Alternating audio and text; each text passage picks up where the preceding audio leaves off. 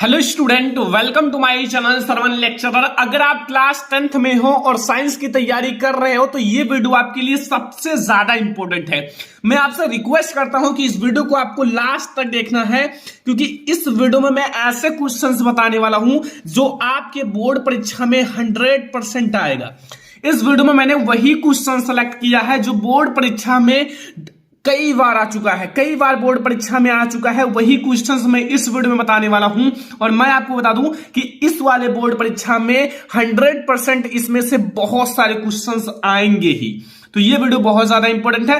Video को like कर देना, चैनल पर नए हैं सब्सक्राइब कर लेना, ठीक है, और सारे क्वेश्चंस को नोट कर लेना। चलो हम लोग देखते हैं एक एक क्वेश्चन को। तो पहला प्रश्न आप लोग देखो कि लौह चूर्ण पर तनु हाइड्रोक्लोरिक अम्ल डालने से क्या होता है। सही उत्तर पर निशान लगाइए। वेरी इंपॉर्टेंट क्वेश्चन है, ध्यान से समझना। तो यहां हमारा ऑप्शन ए है हाइड्रोजन गैस एवं आयरन क्लोराइड, ठीक है, और ऑप्शन बी है क्लोरीन गैस एवं आयरन हाइड्रोक्साइड बनता है। ऑप्शन सी है कोई अभिक्रिया नहीं होती है। ऑप्शन डी है आयरन लवण एवं जल बनता है। तो यहां आप लोग सबसे पहले क्वेश्चन को ध्यान से पढ़ो। जैसा कि आपकी बोर्ड परीक्षा में आए तो आपको क्वेश्चन को ध्यान से पढ़ना है, क्योंकि ये क्वेश्चन वेरी इंपॉर्टेंट है, बोर्ड परीक्षा में आ सकता है। और मैंने पहले ही बता दिया है कि मैंने वही क्वेश्चन सेलेक्ट किया है जो बोर्ड परीक्षा में 100% आने का चांस है, कि लौह चूर्ण पर तनु हाइड्रोक्लोरिक अम्ल। तो यहां लौह चूर्ण यानी कि Zn और HCl की अभिक्रिया कराई जा रही है, तो बता दो आखिर हो क्या सकता है। क्योंकि यहां देख सकते हो कि आयरन क्लोराइड बनेगा और हाइड्रोजन गैस निकलेगा। ये बिल्कुल सही है और हमारा ये वाला ऑप्शन बिल्कुल सही है कि हाइड्रोजन गैस एवं आयरन क्लोराइड बनता है। ध्यान से समझना, बहुत ज्यादा इंपॉर्टेंट क्वेश्चन है, इसलिए आप लोग नोट कर लेना। ये पहला प्रश्न है हमारा। दूसरा प्रश्न पे आप लोग ध्यान दो, वेरी इंपॉर्टेंट है, क्योंकि मैंने देखा है कई बार बोर्ड परीक्षा में आ चुका है। निम्नलिखित में से अम्लीय लवण है, इसमें से आपको बताना है कि अम्लीय लवण कौन सा है। ए ऑप्शन है NaCl, बी है Na2SO4, सी है NaHSO4 एंड डी है KCN। तो इसमें आपको बताना है कि अम्लीय लवण कौन सा है। तो चार ऑप्शन में से एक सही है। आई होप कि आपको पता होगा। अगर नहीं पता हो तो मैं आपको बता देता हूं। इसका जो सही आंसर होगा वो होगा NaHSO4। ये बिल्कुल करेक्ट आंसर है कि NaHSO4 जो है ना, ये एक अम्लीय लवण है, ठीक है। ये है हमारा क्वेश्चन नंबर 2। अब हमारा क्वेश्चन नंबर 3, ये देखो क्वेश्चन नंबर 3 क्या है, बहुत ज्यादा VIMP है कि एंटीमनी है। आपने नाम भी सुना होगा एंटीमनी का। और एंटीमनी क्या है? ऑप्शन ए है हमारा धातु, बी है आधातु, सी है उपधातु एंड डी है मिश्र धातु। तो जो एंटीमनी है वो हमारा क्या है, वो हमारा है उपधातु, उपधातु, ठीक है। याद रखना, बहुत ज्यादा इंपॉर्टेंट है। जो एंटीमनी है वो एक उपधातु है। ओके, समझ में आया। बहुत आसान क्वेश्चन है, लेकिन बोर्ड परीक्षा के लिए सबसे ज्यादा यही सारे क्वेश्चंस इंपॉर्टेंट है। और जो 100% आने का बोर्ड परीक्षा में चांस है, वही क्वेश्चन मैं इस वीडियो में सेलेक्ट किया हूं। ये क्वेश्चन देख सकते हो, बहुत ज्यादा VIMP है। और अगर आप लोगों को याद है तो अच्छी बात है, नहीं याद है तो याद करके जाना। बोर्ड परीक्षा में लिखा हुआ है फेफड़ों से शुद्ध रक्त आता है। जो फेफड़ा होता है, फेफड़ों से शुद्ध रक्त आता है। ऑप्शन ए है बाएं अलिंद में, ऑप्शन बी है बाएं निलय में, ऑप्शन सी है दाएं अलिंद में, ऑप्शन डी है दाएं निलय में। तो अब आप लोग बताओ कि फेफड़ों से जो शुद्ध रक्त है वो आता है। तो यहां हमारा जो सही आंसर होगा वो होगा बाएं अलिंद में। कहां आता है? बाएं अलिंद में, ठीक है। समझ में आया? बाएं अलिंद में। ध्यान से समझना, बहुत ज्यादा इंपॉर्टेंट है। दायां बायां में गलती कर देते हो आप लोग, तो ये हमारा बिल्कुल करेक्ट आंसर है। तो ये हमारा 4 क्वेश्चन है। अब हम लोग 5 नंबर क्वेश्चन देखेंगे। यहां देख सकते हो 5 नंबर क्वेश्चन, यहां बहुत ज्यादा इंपॉर्टेंट क्वेश्चन है, ध्यान से समझना।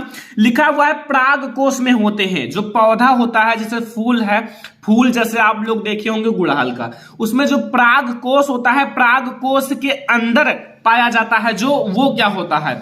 ऑप्शन ए है हमारा वाहिदल, बी है अंडक, सी है अंडाशय एंड डी है परागकण। तो अब आप लोग बता सकते हो अगर आप लोग पढ़े होंगे, ठीक है, क्योंकि मैंने ऑलरेडी पढ़ा दिया है चैप्टर्स भी, और इससे रिलेटेड जितने भी क्वेश्चंस थे सारे पढ़ा दिए हैं, ठीक है। जैसे आपके फ्लावर के जितने भी टाइप्स थे, उनके प्रकार थे, सारे पढ़ा दिए गए हैं, ठीक है। तो यहां अब आपको बता दूं कि पराग कोश के अंदर परागकण पाया जाता है। वैसे भी आप याद रख सकते हो कि प्राग और प्राग, प्राग को इसके अंदर प्राग कण पाया जाएगा। ठीक है, ये हमारा है क्वेश्चन नंबर 5 और बहुत ज्यादा इंपॉर्टेंट है। थोड़ा सा आप लोग अच्छे से पढ़ना, रिलैक्स होकर पढ़ना, सारे क्वेश्चंस पढ़ के बोर्ड परीक्षा में जाना। ऑप्शन हमारा क्वेश्चन नंबर 6 है, F2 पीढ़ी में 3:1 अनुपात प्राप्त होता है। ये हमारा ऑप्शन ए है कि एक संकर क्रास में या एक संकर संकरण में, V है हमारा द्वितीय संकर क्रास में, C है A व V दोनों, और D है हमारा इनमें से कोई नहीं। देखो जो आपका F2 पीढ़ी है, जैसे F1 पीढ़ी और F2 पीढ़ी, ये हम लोगों ने जब आपका एक संकर संकरण क्रॉस कराए थे तो हम जब F2 पीढ़ी देखे थे उसमें हमें 3 लंबे पौधे और 1 बौना पौधा मिल रहा था। तो वही हमारा जो रेशियो आया था वो आया था 3:1। तो इसीलिए ये जो रेशियो है वो एक संकर क्रॉस में हमें मिला था, इसलिए हमारा ये बिल्कुल सही हो जाएगा। ठीक है, समझ में आया? आप लोग पढ़ लेना एक संकर संकरण, द्वितीय संकर संकरण मैंने ऑलरेडी पढ़ा दिया है, कोई दिक्कत नहीं। आप लोग देख सकते हो या पूरा चैप्टर देख सकते हो, आनुवंशिकता एवं जैव विकास का ऑलरेडी पढ़ा दिया गया है। यहां हमारा क्वेश्चन नंबर 7 है कि स्वस्थ आंख के लिए दूर बिंदु होता है। स्वस्थ आंख, जिनकी आंख जो है बिल्कुल स्वस्थ है, कोई दिक्कत नहीं है उनकी आंख में, तो भाई दूर बिंदु आई हो पता होगा कहां हो सकता है। ऑप्शन ए है 25 सेंटीमीटर, बी है 50 सेंटीमीटर, सी है 100 सेंटीमीटर एंड डी है इनफाइनाइट। तो अब आप लोग सोच सकते हो जिनकी आंख में कोई दोष नहीं है वो कहां तक देख सकता है, उसकी आंख की रोशनी जहां तक जाएगी वहां तक देख सकता है। इसका मतलब वो इनफाइनाइट यानी कि अनंत तक देख सकता है। ठीक है, समझ में आया? काफी आसान सा क्वेश्चन था और आई होप आपको समझ में भी आ गया होगा। ठीक है, ये हमारा क्वेश्चन नंबर 8 आप लोग समझ लो, और बहुत ज्यादा VIMP क्वेश्चन है, इसलिए मैं आपसे कह रहा हूं कि ये वीडियो बहुत ज्यादा इंपॉर्टेंट है, बहुत ज्यादा इंपॉर्टेंट ये क्वेश्चन भी है कि किसी चालक में धारा का प्रवाह होता है। कोई भी चालक है उसमें धारा का प्रवाह किसके द्वारा होता है? ऑप्शन ए है इलेक्ट्रॉन द्वारा, बी है प्रोटॉन द्वारा, सी है न्यूट्रॉन द्वारा एंड डी है इनमें से कोई नहीं। तो अब आप लोग दिमाग लगाओ कि आखिर किसी चालक में धारा का प्रवाह होता है। याद रखना, मैं आपको बता देता हूं, किसी भी चालक में जो धारा का प्रवाह है वो इलेक्ट्रॉनों के द्वारा होता है। किसके द्वारा होता है? इलेक्ट्रॉनों के द्वारा। तो ये हमारा बिल्कुल सही हो जाएगा, और इस प्रक्रिया को मैंने समझाया भी है किसी चैप्टर में। ठीक है, तो याद रखना विद्युत वाला चैप्टर है, तो इसमें जो हमारा चालक में धारा का प्रवाह होता है वो इलेक्ट्रॉनों के द्वारा होता है। इलेक्ट्रॉन मूव करते हैं चारों तरफ। ठीक है, तो ये हमारा है क्वेश्चन नंबर 8, और ये 8 ऑब्जेक्टिव क्वेश्चंस आप तैयार करके बोर्ड परीक्षा में जाना। अभी हमारे पास बहुत सारे क्वेश्चंस हैं जो आप लोगों के साथ शेयर करना है। पहला प्रश्न आप लोग देखो, पहले ही चैप्टर का सबसे ज्यादा VIMP क्वेश्चन है, सबसे ज्यादा इंपॉर्टेंट क्वेश्चन है, तो आप याद करके ही जाना क्योंकि ये आपके बोर्ड एग्जाम के लिए बहुत ज्यादा इंपॉर्टेंट है।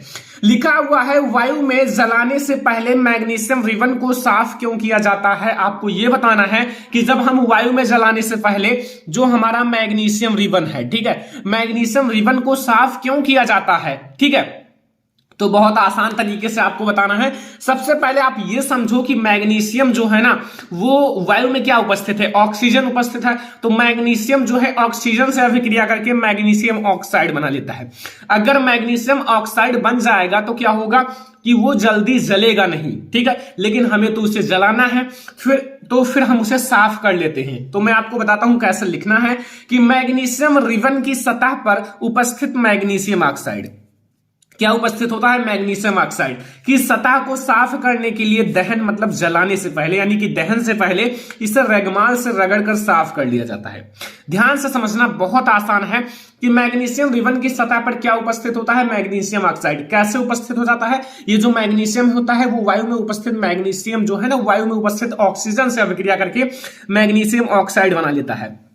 तो इस मैग्नीशियम ऑक्साइड को साफ करने के लिए हम इसे रेगमाल से रगड़कर साफ कर लेते हैं ताकि हम इसे आसानी से दहन कर सकें, जला सकें। तो ये आप लोग याद कर लेना, बहुत आसान है और बहुत आसान तरीके से मैंने लिखा है कि आप लोगों को तुरंत समझ में आ जाए। तो ये हमारा पहला प्रश्न है जो कि आप लोगों के लिए बहुत ज्यादा इंपॉर्टेंट है। ठीक है, दूसरा प्रश्न आप लोग देखो, ये बोर्ड एग्जाम के लिए बहुत ज्यादा इंपॉर्टेंट है। इसमें लिखा हुआ है जो ताजे दूध का पीएच मान 6 होता है, जिससे जो ताजा दूध होता है उसका पीएच मान कितना होता है, 6 होता है। दही बन जाने पर इसके पीएच मान में क्या परिवर्तन होगा, अपनी उत्तर समझाइए। जैसे जब वही दूध जो है दही बन जाता है, ठीक है, तो फिर उसके पीएच मान में कमी होगी या वृद्धि होगी, आपको ये सारी चीजें अपना समझाना है, अपना उत्तर समझाना है। तो मैं आपको एक बात बताता हूं, जो ताजा दूध होता है वो स्वाद में कैसा होता है, हल्का मीठा होता है। लेकिन जब उसे दही बना दिया जाता है तो वो कैसा हो जाता है, खट्टा हो जाता है। खट्टा होने का मतलब वो अम्लीय हो जाता है। लेकिन अम्लीय विलयन का पीएच मान 0 से 7 के बीच में होता है। तो फिर वो क्या होगा, कमी होगी या वृद्धि, कमी हो जाएगी। क्यों, क्योंकि अम्लीय अगर हो जाएगा तो उसके पीएच मान में कमी होगी। ठीक है, ये याद रखना। तो आपको लिखना कैसे है ये समझो।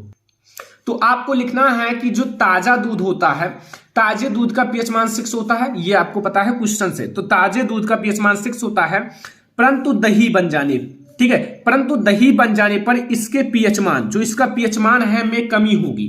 क्यों कमी होगी, क्योंकि ये जो है ना मीठा से खट्टा हो गया, यानी कि अम्लीय हो गया। ठीक है, तो अगर अम्लीय हो जाएगा तो इसके पीएच मान में कमी होगी, इतना याद रखना।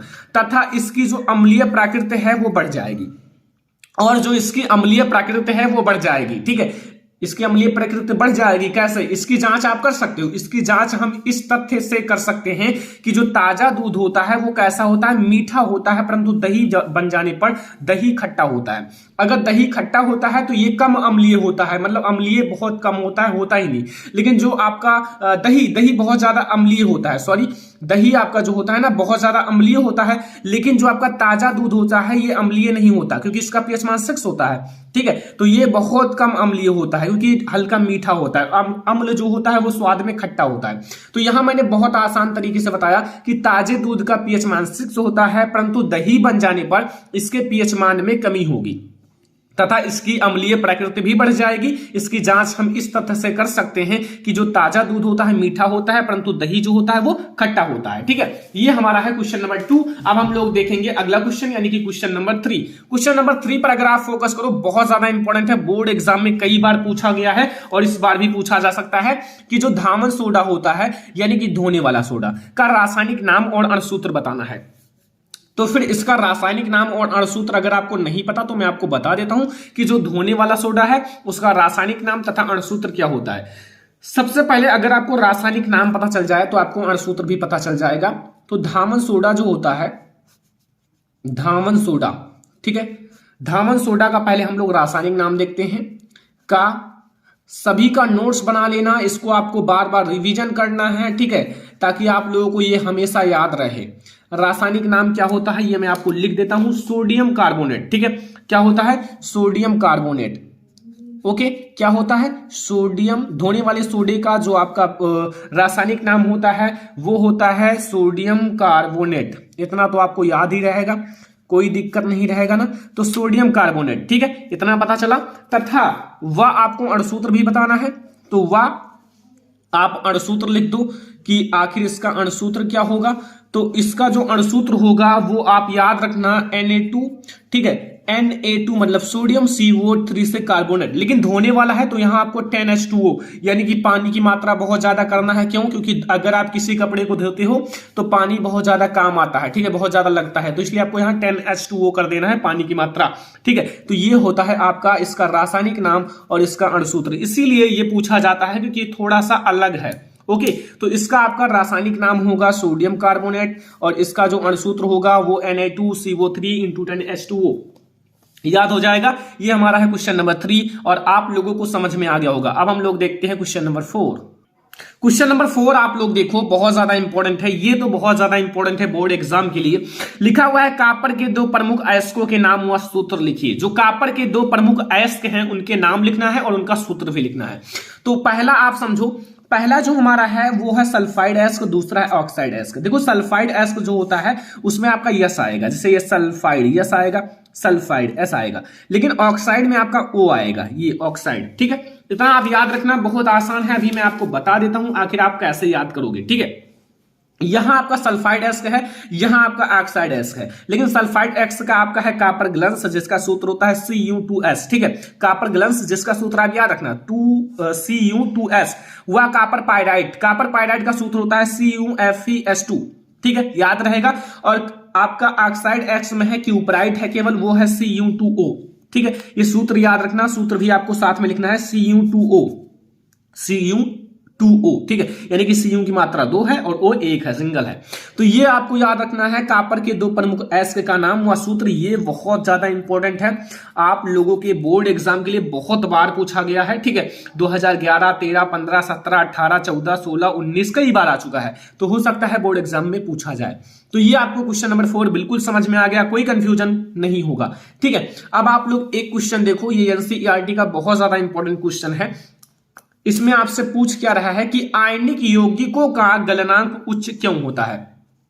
जो आयनिक यौगिक होते हैं, आयनिक यौगिकों का जो गलनांक होता है वो उच्च क्यों होता है, गलनांक की बात की जा रही है। तो अगर आपको नहीं पता तो ध्यान से समझना, बहुत आसानी से समझ में आएगा।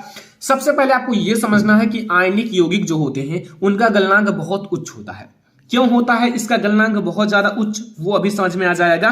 क्योंकि इनके जो मध्य उपस्थित अंतरा आणविक आकर्षण बल, जो अंतरा आणविक आकर्षण बल है को तोड़ने के लिए बहुत अधिक ऊर्जा की आवश्यकता होती है।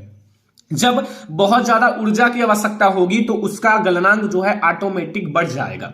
ठीक है, तो ये हमारा है आयनिक यौगिकों का गलनांक उच्च क्यों होता है, क्योंकि इसको तोड़ने के लिए बहुत ज्यादा ऊर्जा की आवश्यकता होती है। क्यों? क्योंकि इनके जो अंतरा आकर्षण बल है बहुत मजबूत होते हैं। तो ये हमारा है क्वेश्चन नंबर 5 और आई होप कि आपको समझ में आ गया होगा। बहुत आसान है लेकिन आपके बोर्ड एग्जाम के लिए बहुत ज्यादा इंपॉर्टेंट है। ये क्वेश्चन आपके बोर्ड एग्जाम के लिए अगला बहुत ज्यादा इंपॉर्टेंट है। मैंने ये भी लिख दिया है कब कब पूछा गया है बोर्ड एग्जाम में। योगात्मक अभिक्रिया को उदाहरण देकर समझाइए। जो आपका कार्बन तथा उनके यौगिक चैप्टर है उसमें से है। ठीक है, तो यहां आपको जो योगात्मक अभिक्रिया है इसको आपको उदाहरण सहित समझाना है, परिभाषा भी लिखना है, उदाहरण भी लिखना है, सारी चीजें आपको बताना है। तो योगात्मक अभिक्रिया को उदाहरण देकर समझाइए। सबसे पहले योगात्मक अभिक्रिया होता क्या है? योगात्मक मतलब होता है योग होना, योग मतलब होता है जुड़ना। ठीक है, योग मतलब जुड़ना। ठीक है, तो फिर यहां आपको मैं ये बता दूं कि आखिर इसकी परिभाषा बहुत आसान हो गया कि योगात्मक अभिक्रिया जो होता है में पदार्थ जो होते हैं आपस में संयोग करके केवल एक पदार्थ बनाते हैं। जो पदार्थ है, चाहे 2 पदार्थ हो चाहे 3 पदार्थ हो, आपस में संयोग करेंगे और केवल एक पदार्थ बनाएंगे। ठीक है, तो आपस में संयोग कर केवल एक पदार्थ बनाता है तथा कोई भी अन्य पदार्थ नहीं बनाता, कोई और अन्य पदार्थ नहीं बनाता है, केवल एक ही पदार्थ बनाता है। ठीक है, तो योगात्मक अभिक्रिया बहुत ज्यादा आसान है। आपको यह कहना है कि योगात्मक अभिक्रिया में पदार्थ जो होते हैं आपस में संयोग करके केवल एक पदार्थ बनाते हैं तथा कोई भी अन्य पदार्थ नहीं बनता है। ठीक है, ये तो बिल्कुल समझ में आ गया, कोई कंफ्यूजन नहीं होगा। अब मैं आपको एक उदाहरण के साथ समझाता हूं, आखिर आप इसे कैसे उदाहरण के द्वारा समझाओगी। जैसा मैं ले लेता हूं एथिलीन। एथिलीन का फार्मूला होता है CH2। ठीक है, डबल बॉन्ड CH2, या फिर इसे इकट्ठा भी लिख सकते हो, C2H4 भी लिख सकते हो। ये आपका क्या है, मैं नाम भी लिख देता हूं, आप लोगों का कोई भी कंफ्यूजन नहीं रहना चाहिए। ठीक है, कि आपका कंफ्यूजन रहे। ये हमारा है एथिलीन। ठीक है, एथिलीन। एथिलीन में अगर आप हाइड्रोजन जोड़ोगे यानी कि H2, ये आपका हाइड्रोजन है, H2 जोड़ोगे और यहां आपको, ठीक है, आपको मिलेगा क्या, केवल एक ही मिलेगा। ये तो मैंने ऑलरेडी बता दिया है। यहां आपका उत्प्रेरक है, उत्प्रेरक आपका सोडियम है। क्या है? सोडियम है, लेकिन आपका 200 डिग्री सेल्सियस से आपको 300 डिग्री सेल्सियस तक गर्म करना है। ठीक है, लेकिन आपको प्रोडक्ट क्या मिलेगा? आपको प्रोडक्ट जो मिलेगा वो मिलेगा CH3। ठीक है, CH3 सिंगल बॉन्ड CH3, ये आपका एक ही है, मतलब ये जो है आपका CH3 सिंगल बॉन्ड CH3 ये एक ही है। ठीक है, ये 2 नहीं है, एक है। ठीक है, क्योंकि ये अगर एक मतलब इकट्ठा लिखा जाए तो ये यही लिखा हुआ है C2H6, यही लिखा हुआ है। ठीक है, और ये जो आपका है यानी कि एथेन है। क्या है? एथेन, क्योंकि 2 कार्बन की संख्या तो एथ कहेंगे और इसमें एन जोड़ेंगे यानी कि एथेन। तो ये हमारा उदाहरण भी हो गया। आखिर इसका उदाहरण क्या होगा योगात्मक अभिक्रिया का, और परिभाषा भी। आई होप कि आपको योगात्मक अभिक्रिया बिल्कुल समझ में आ गया होगा, इसका उदाहरण भी समझ में आ गया होगा। ये हमारा एथिलीन है, फार्मूला याद कर लो, ये हमारा एथेन है। ठीक है, हमें सोडियम और 200 डिग्री से 300 डिग्री सेल्सियस पर गर्म करना है। ठीक है, तो ये हमारा है क्वेश्चन नंबर 6। चलो अब हम लोग देखते हैं क्वेश्चन नंबर 7। क्वेश्चन नंबर 7 देख सकते हो, आपके बोर्ड एग्जाम में आने का रिकॉर्ड तोड़ चुका है। 2011 में आया है, 2012, 13, 14, 15, 16, 17, 18, 19, 20 लिखा हुआ है साबुनीकरण पर संक्षिप्त टिप्पणी कीजिए। या इसी क्वेश्चन को आपसे पूछा जा सकता है कि साबुन क्या है, इसके बनाने की रासायनिक अभिक्रिया लिखिए। सारे क्वेश्चंस आपका एक ही है, साबुन से रिलेटेड चाहे जो क्वेश्चन पूछे आप ये लिख सकते हो, ठीक है। लेकिन ज्यादा पूछा जाता है कि आखिर साबुनीकरण पर टिप्पणी लिखिए संक्षिप्त में, ये बहुत ज्यादा आपका क्वेश्चन पूछा जाता है। तो साबुनीकरण पर टिप्पणी लिखना है और एक रिएक्शन है जो कि इसका रिएक्शन सबसे ज्यादा हार्ड है, तीन लाइनों में इसका रिएक्शन है। सबसे पहले मैं आपको यह बताऊंगा कि आपका साबुनीकरण होता क्या है। देखो यहां आपका है क्या कि उच्च अणुभार जिनका अणुभार क्या हो, बहुत ज्यादा उच्च हो, मोनोकार्बोक्सिलिक अम्लों के, जो मोनोकार्बोक्सिलिक अम्लों के सोडियम तथा पोटेशियम, ठीक है, सोडियम तथा पोटेशियम लवण साबुन कहलाते हैं। क्या कह रहा है यहां ध्यान से समझो, अगर आपको ना समझ में आए दोबारा देख लेना, ठीक है। कह रहा है कि उच्च अणुभार वाले, जिनके अणुभार उच्च हैं, तो उच्च अणुभार वाले मोनोकार्बोक्सिलिक अम्लों के, अब यहां दो चीजें याद रखना, एक सोडियम है तथा पोटेशियम है, ठीक है। सोडियम तथा पोटेशियम लवण को साबुन कहते हैं। क्या कहते हैं? साबुन कहते हैं।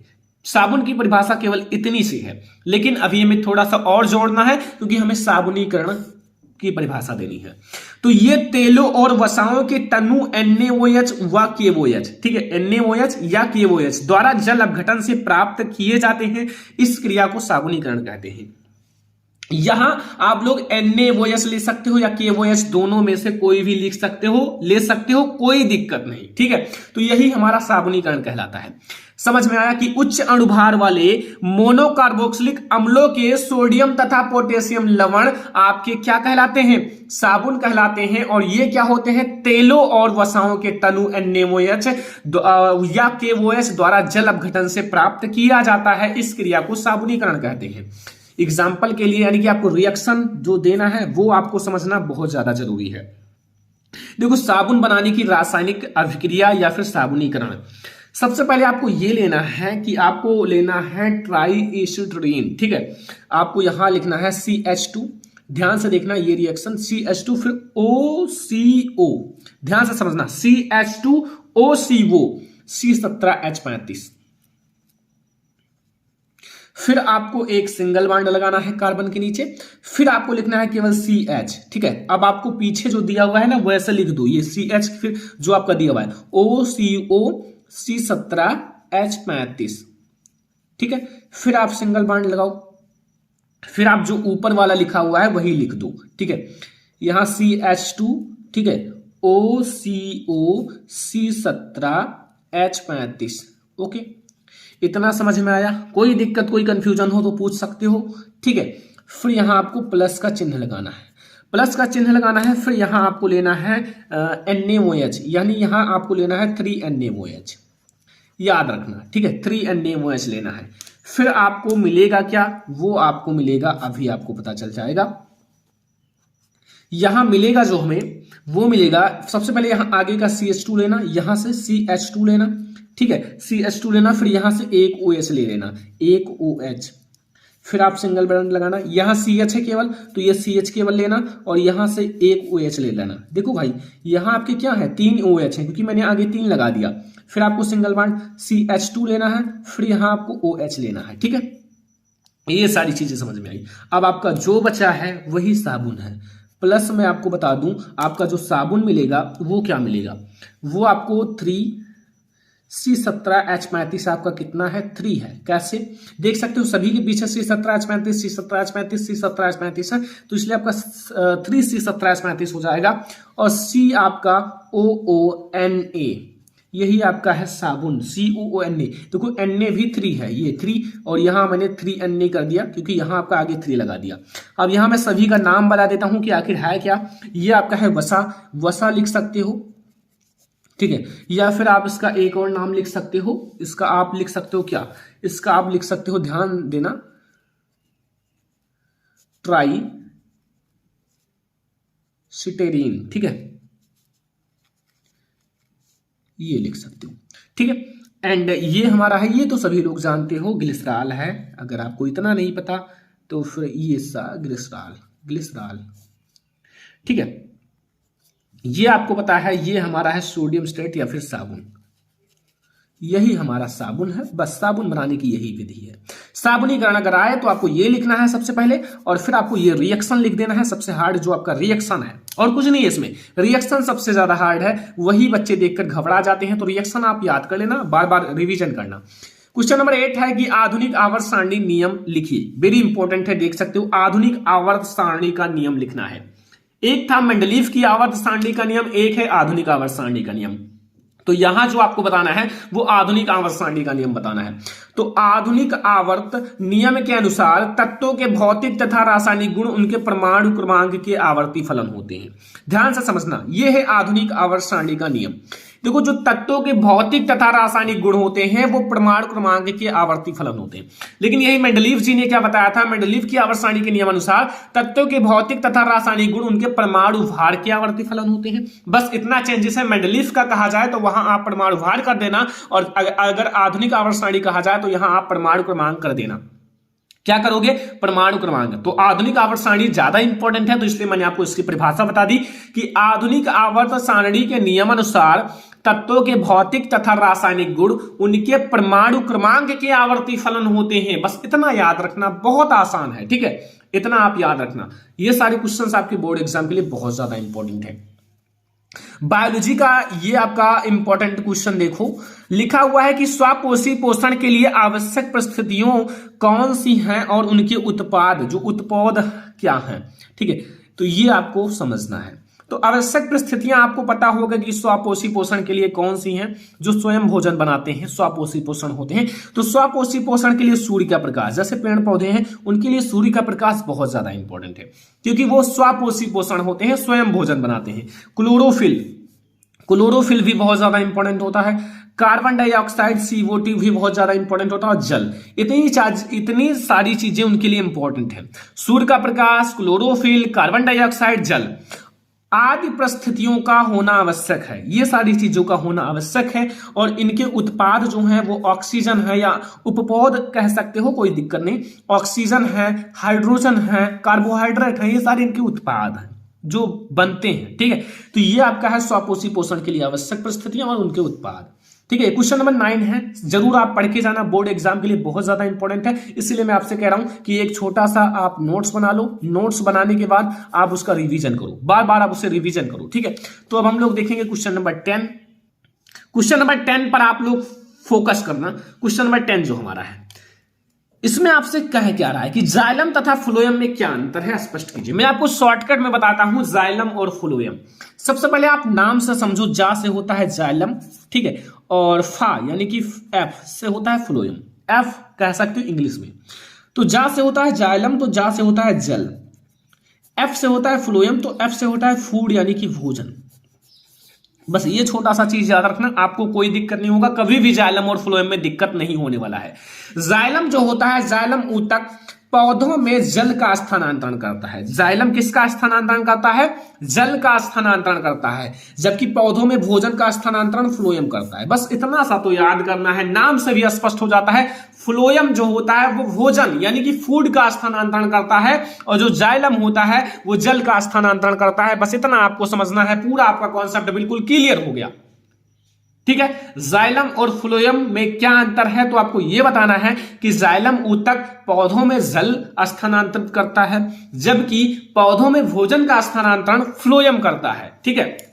ये आपके बोर्ड एग्जाम के लिए बहुत ज्यादा इंपॉर्टेंट है, इसलिए मैंने आपको बता दिया।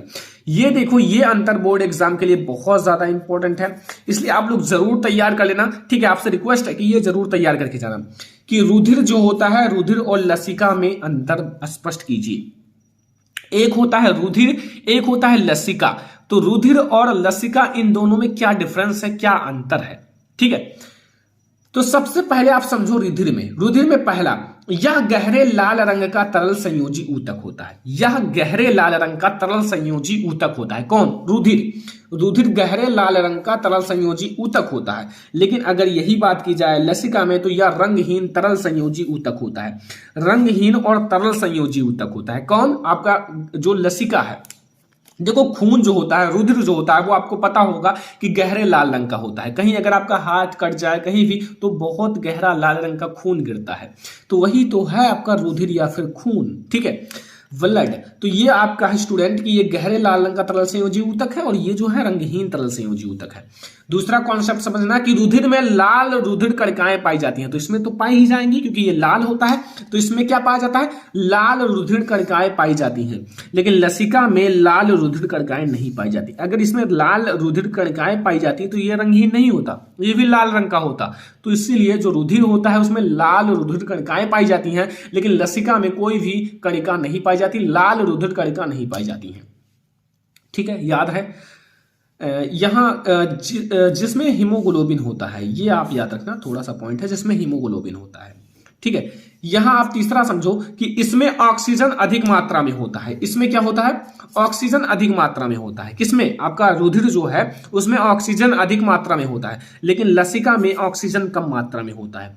लसिका जो होता है इसमें ऑक्सीजन कम मात्रा में होता है, तो रुधिर में ऑक्सीजन अधिक मात्रा में होता है और लसिका में ऑक्सीजन कम मात्रा में होता है।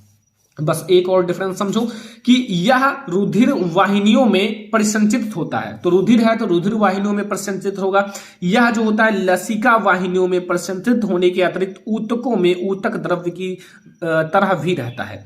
ऊतक में जो है ना, ऊतक द्रव्य की तरह भी रहता है, और लसिका जो है लसिका वाहिनियों में भी परिसंचित होने लगता है, ठीक है। ये पहली बात तो लसिका वाहिनियों में भी परिसंचित होता है, इसके अतिरिक्त ऊतक में ऊतक द्रव्य की तरह भी रहता है, ठीक है। तो ये आपका ये अंतर बोर्ड एग्जाम के लिए बहुत ज्यादा इंपॉर्टेंट है, याद करके जाना, ठीक है। ये सारे जितने क्वेश्चंस बताए जा रहे हैं, क्योंकि ये सारे क्वेश्चन बोर्ड एग्जाम के लिए वेरी इंपॉर्टेंट है, ठीक है। तो ये हमारा है स्टूडेंट क्वेश्चन नंबर 11। अब हम लोग देखते हैं क्वेश्चन नंबर 12। क्वेश्चन नंबर 12 पर आप लोग फोकस करो कि लिखा क्या है ये समझो। ये बहुत आसान है लेकिन बहुत ज्यादा इंपॉर्टेंट है। द्विखंडन तथा बहुखंडन से किस प्रकार भिन्न है, या फिर द्विखंडन तथा बहुखंडन की परिभाषा दीजिए, उदाहरण सहित समझाइए। ये बहुत ज्यादा इंपॉर्टेंट क्वेश्चन है एनसीईआरटी का।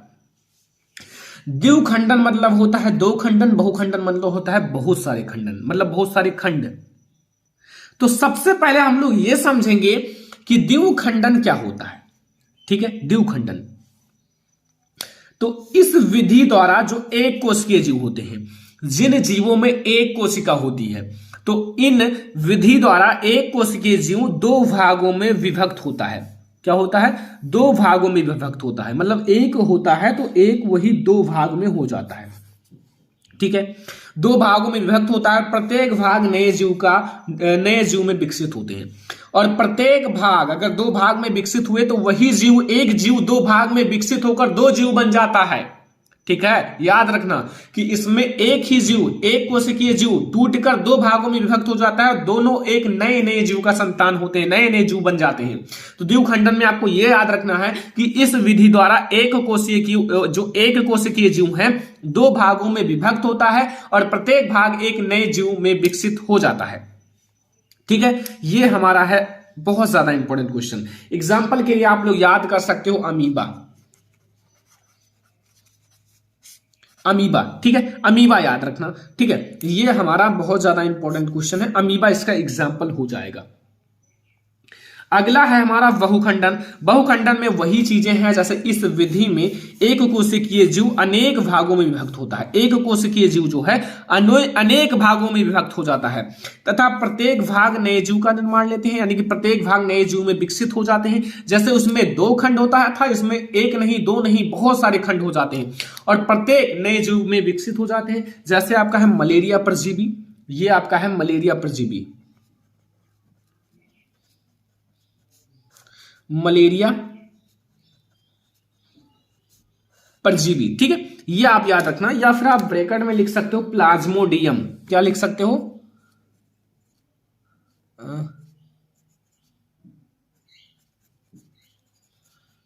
प्लाज्मोडियम, ठीक है। ये हमारा है बहुत ज्यादा इंपॉर्टेंट क्वेश्चन। तो ये हमारा है द्विखंडन और बहुखंडन, याद रहेगा, कोई दिक्कत कोई कंफ्यूजन नहीं होगा। अब हमारा एक सबसे ज्यादा वीआईएमपी क्वेश्चन जो बोर्ड एग्जाम की दृष्टि से बहुत ज्यादा इंपॉर्टेंट है, याद करके जाना, आपकी बोर्ड एग्जाम के लिए बहुत ज्यादा इंपॉर्टेंट है। लिखा क्या है सबसे पहले आप ये पढ़ो, और मैंने लिख दिया है कि ये बोर्ड एग्जाम में कई बार आ चुका है, 2011, 13, 15, 16, 17। किस रंग के लिए, प्रकाश के लिए कांच का अपवर्तनांक अधिकतम और न्यूनतम होता है। जो कांच का अपवर्तनांक होता है, अपवर्तनांक वो अधिकतम तथा न्यूनतम होता है। अपवर्तनांक बताना है, ठीक है, तरंगदैर्घ्य नहीं, अपवर्तनांक। तो यहां आपको सबसे पहले आपको यह पता है कि 7 रंग होते हैं। सबसे ऊपर लाल होता है, सबसे ऊपर आई होप कौन सा होता है देख लो, सबसे ऊपर लाल होता है, सबसे नीचे बैगनी होता है, ठीक है, ये आपको पता है। तो यहां आपको बताना है अपवर्तनांक, तो यहां आप याद रखना कि बैगनी रंग जो है, बैगनी रंग के प्रकाश के लिए अधिकतम क्या होगा, अधिकतम। बैगनी रंग के लिए क्या होगा, अधिकतम। अब आपको यह पता चल गया, अगर बैगनी रंग के लिए अधिकतम होगा तथा लाल रंग के लिए क्या होगा, तो आपको पता चल गया, लाल रंग के लिए न्यूनतम होगा। लाल रंग के प्रकाश के लिए, लाल रंग के प्रकाश के लिए न्यूनतम, ठीक है, न्यूनतम होता है, बस इतना सा याद रखना है। तो यहां आपको यह समझ में आया कि बैगनी रंग के प्रकाश के लिए अधिकतम तथा लाल रंग के प्रकाश के लिए न्यूनतम होता है, ठीक है, कोई दिक्कत नहीं होगा। काफी आसान सा क्वेश्चन है, क्वेश्चन नंबर 13। अब हम लोग देखेंगे क्वेश्चन नंबर 14, इसमें कोई दिक्कत नहीं होगा। आपको अपवर्तनांक बताना था, तो बैगनी रंग के लिए अधिकतम, लाल रंग के लिए न्यूनतम होता है। तरंगदैर्घ्य लाल रंग का अधिकतम होता है और बैगनी रंग का न्यूनतम होता है, बस उल्टा है एक दूसरे का। तो चलो देखते हैं क्वेश्चन नंबर 14। ये क्वेश्चन जो आप देख रहे हो, ये जितनी बार पढ़ो उतना कम है, क्योंकि बहुत ज्यादा इंपॉर्टेंट है। नेत्र की समंजन क्षमता से क्या समझते हो, नेत्र की समंजन क्षमता से क्या अभिप्राय है, ठीक है। तो मैं आपको बता दूं कि नेत्र की वह क्षमता, जो नेत्र होता है, नेत्र की वह क्षमता जिसके कारण वह अपनी फोकस दूरी को समायोजित करके, जो उसकी फोकस दूरी है उसे समायोजित करके निकट तथा दूरस्थ वस्तुओं को फोकसित कर लेता है। चाहे निकट वस्तु रखा हो चाहे दूर वस्तु रखा हो, फोकसित करने का मतलब होता है देख लेता है, तो नेत्र की समंजन क्षमता कहलाता है। तो यही जो होता है नेत्र की समंजन क्षमता कहलाता है, यही आपका नेत्र की समंजन क्षमता कहलाता है। काफी आसान है, क्या कहना है कि नेत्र की वह क्षमता जिसके कारण वह अपनी फोकस दूरी को समायोजित करके निकट तथा दूरस्थ वस्तुओं को फोकसित कर लेता है, नेत्र की समंजन क्षमता कहलाता है। आई होप कि आपको यह भी क्वेश्चन 100% समझ में आ गया होगा, तो आप लोग इसे नोट कर लेना, फिर आप लोग इसका रिविजन करते रहना। अब हम लोग देखते हैं क्वेश्चन नंबर 15। क्वेश्चन नंबर 15 पर आप लोग फोकस करो। लिखा हुआ है विद्युत धारा से क्या अभिप्राय है, इसका मात्रक भी बताना है। विद्युत धारा जिसको मैंने पढ़ाया है कई बार, और आई होप कि आप लोगों ने पढ़ा भी होगा, ठीक है। विद्युत धारा के बारे में आपको बताना है, तो चलो अब हम लोग समझते हैं आखिर क्या होता है विद्युत धारा। देखो, विद्युत धारा की परिभाषा है कि किसी चालक में, कोई भी चालक हो, ठीक है, किसी चालक में विद्युत आवेश के प्रवाह की समय दर, जो विद्युत आवेश होता है, ठीक है, विद्युत आवेश के प्रवाह की समय दर को विद्युत धारा अथवा विद्युत धारा की तीव्रता कहते हैं। चाहे आप विद्युत धारा कहो चाहे विद्युत धारा की तीव्रता कहो। अब यहां आपसे क्या कहा है कि किसी चालक में विद्युत आवेश के प्रवाह की समय दर, विद्युत आवेश के प्रवाह की समय दर से आपका एक फार्मूला बन जाएगा कि धारा यानी कि विद्युत धारा, ठीक है, ध्यान देना आप लोग, विद्युत धारा को I से डिनोट किया जाता है। और यहां आपको सीधा कह दिया है कि विद्युत आवेश की समय दर, विद्युत आवेश को Q से डिनोट करते हैं, समय दर को ये प्रति, और T यानी कि समय आपका T, Q/T, ठीक है। तो यही तो हो गया आपका, ये आपका क्या है, आवेश है, क्या है, आवेश है, और ये आपका नीचे क्या है, समय है, T, समय T। तो बस हो गया आपका, यही आपका फार्मूला हो गया। फार्मूला में कुछ नहीं है, परिभाषा में कुछ नहीं है, तो फिर आपका इसका मात्रक में भी कुछ नहीं है। मात्रक आप इसका याद रखना, इसका मात्रक क्या होता है, आवेश का, ध्यान देना। एक तो आप मात्रक लिख सकते हो, जैसे आपका आवेश का मात्रक क्या होता है, आवेश का मात्रक होता है कूलाम, ठीक है, कूलाम प्रति। आप समय का मात्रक क्या होता है, सेकंड। तो ये आप एक मात्रक ये लिख सकते हो, एक मात्रक तो आप ये लिख सकते हो, ठीक है। अब मैं आपको एक साथ बता देता हूं, इसका मात्रक जो होता है, जो आपका विद्युत धारा है, इसका मात्रक क्या होता है, एक तो आप एम्पियर, इसी को एम्पियर कहा जाता है, एम्पियर, एम्पियर, ठीक है, अथवा इसका मात्रक आप एम्पियर भी लिख सकते हो, अथवा आप ये जो कूलाम प्रति सेकंड है,